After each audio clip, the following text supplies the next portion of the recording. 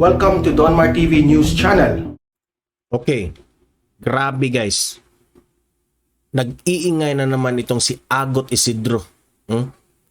After the inauguration of President Bongbong Marcos, Agot Isidro may mensahe sa bansa natin through Twitter ba yan o Instagram. May sinabi ito. Ito ang itatalakay natin ngayon. Pero bago ang lahat guys, huwag kalimutan, i-like nyo tong video na ito para kakalat ito sa taong bayan, para aabot ito kay Agot Isidro. Like nyo. 1, 2, 3, go. Like nyo na. Okay? Then subscribe to my channel, Donmar TV, and hit the notification bell so that you will be updated sa mga balita na kagaya nito. Okay?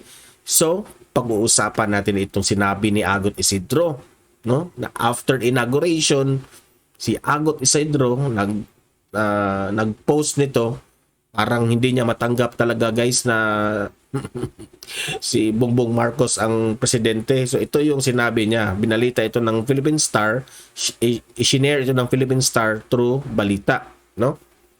Balita page. So ito yung sinabi niya. You know that I will always care for you and love you. Pinatutungkulan niya yung bansa natin and fight for you. But you have to figure out what is good for you. So for now, I will care, love, and fight for me and my loved ones first. I will quietly do the work for causes I believe in. I truly hope you will learn from the decisions you've made. Till then, good luck sa Pilipinas. Parang sinabi ni Agot Isidro na lumaban siya sa bansa, no? Lumaban siya sa bansa. Minahal niya ang Pilipinas. Good luck na lang sa Pilipinas. Parang sinabi niya, good luck sa Pilipinas. Yan, binoto nyo si BBM, so good luck raw sa atin. Parang yan ang kanyang mensahe, no? Kung if you go deeper sa meaning ng kanyang mga sinabi ba, no? Sarili muna ang kanyang ipaglaban. At yan ang kanyang dating sa kanyang pinost, no? Sarili muna ang kanyang aatupagin at yung pagmamahal niya sa kanyang loved ones, no? Na sabi pa nga niya na yung 31 million parang she hopes you will learn na sa lesson, no? She hopes you will learn the decisions you made. Parang ganyan ba na maka-learn ng lesson yung 31 million na bumoto ni BBM. Good luck raw sa atin. Grabe naman talaga itong mga pinagsasabi ni Agot Isidro, no? Makikita mo talaga na hindi niya nagugustuhan ang pangyayari sa inauguration ni BBM. Ayaw talaga niya ni President Bongbong Marcos siguro. Kaya nakapag-post siya ng ganito. Hindi niya nagugustuhan yung mga pangyayari. So, tama ka, Agot, to.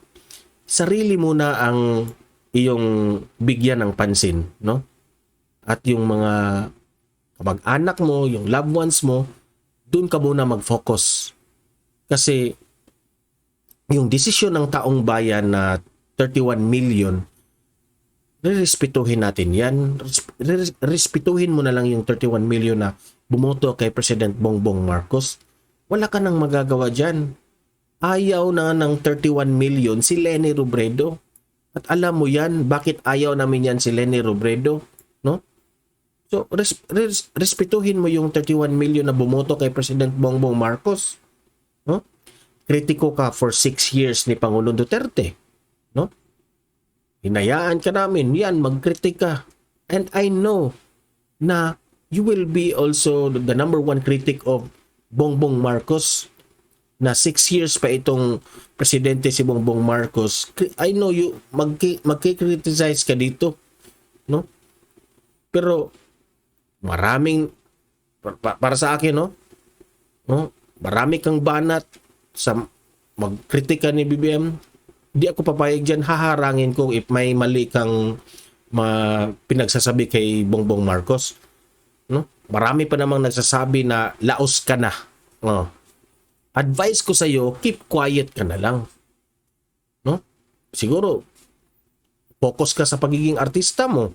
Kasi if lagi kang mag-post ng mga ganito, babatikusin ka lang ng taong bayan. 31 million yan eh.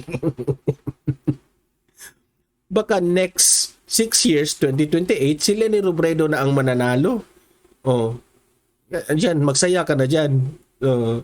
Yung 2028 baka manalo si Leni Robredo. Oh. Kung si Sara Duterte yung manalo, patay tayo diyan. Huh?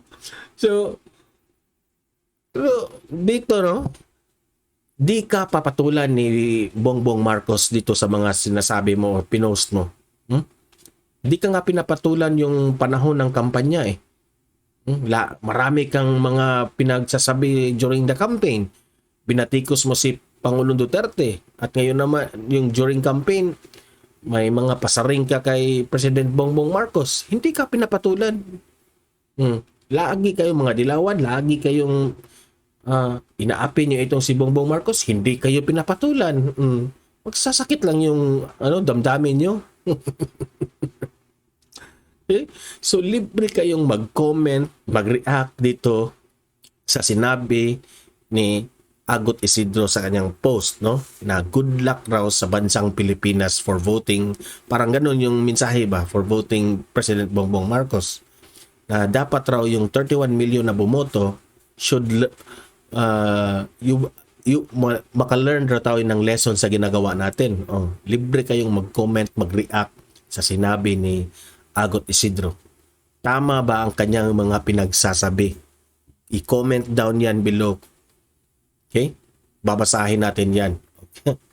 So, dahil sa ginawa ni Agot Isidro, itong si Bongbong Marcos, unang araw pa lang ni President Bongbong Marcos, ito yung ginawa ni President Bongbong Marcos. Marcos extends free EDSA bus rides. President Marcos yesterday approved the extension of free EDSA carousel bus rides until the end of the year to mitigate the financial burden on consumers reeling from rising cost of goods and services. Binalita ito ng Philippine Stars. Programa ito ni Pangulong Duterte. Sinunod kaagad ni President Bongbong Marcos ang kanyang promise kay Pangulong Duterte na ipagpatuloy niya ang mga proyektong nakatutulong sa taong bayan. Iyak ka na naman dito, Agot Isidro. Okay? So, President Bongbong Marcos will be the part 2 of Duterte serye. Agot, iyak ka na naman dito. Sabi ko, magaling talaga itong si President Bongbong Marcos. Parang si Duterte. Mahal talaga niya ang taong bayan. Makikita mo talaga, no? At hindi lang ito, no? Sa mga susunod na araw, alam kong marami pang mga proyekto ni Pangulong Duterte na patuloy yan na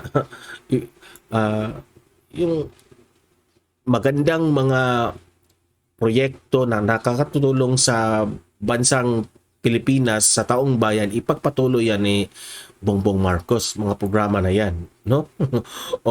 So kayong mga nasa EDSA dyan, sakay na kayo. Then balik na naman. Sakay, balik. Libre yan, 24 hours. Agot Isidro. Huwag kang sumakay dito. Sasakit damdamin mo dito pag sumakay ka. Okay, so mag-comment, react kung tama ba itong ginagawa ni President Bongbong Marcos. In-extend. Day 1 pa lang, tinupad kaagad yung promise niya kay Pangulong Duterte.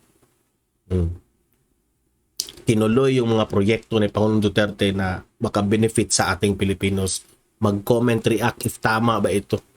Mag-comment, react kayo kung tama ba rin yung mga sinabi ni Agot Isidro. Okay? So, libre kayong mag-comment, mag-react dyan sa ilalim. Okay? Guys, like this video para aabot ito kay Agot sa taong bayan, BBM supporters, at sa friends and families na rin natin, okay?